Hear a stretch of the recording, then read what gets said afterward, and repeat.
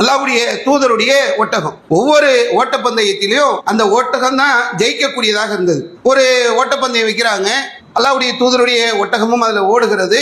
ஒரு கிராமவாசியுடைய ஒட்டகம் அந்த ஒட்டகத்தை ஜெயித்து விடுகிறது, அல்லாஹ்வுடைய தூதருடைய ஒட்டகம் தோற்று விடுகிறது. நீங்க யோசிச்சு பாருங்களேன், நபித்தோழர்களுக்கு இதை ஜீர்ணிக்க முடியல.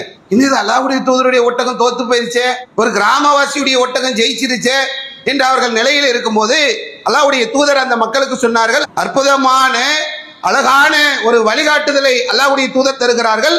ஹக்குன் அலல்லாஹி, அல்லாஹ்வுக்கு ஒரு நியதி இருக்கிறது.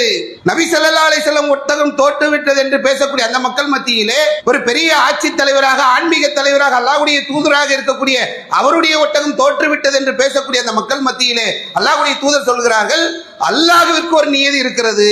இந்த உலகத்திலே உயரத்தில் செல்லக்கூடிய எந்த ஒரு பொருளாக இருந்தாலும் அல்லாஹ் அதை கீழே இறக்காமல் இருக்க மாட்டான். அவனுடைய அந்தஸ்தை தான் நம்ம இறக்க முடியாது, அவனுடைய அதிகாரத்தை தான் நம்ம இறக்க முடியாது, அவன் லெவலை கொஞ்சம் கூட குறைக்க மாட்டான்.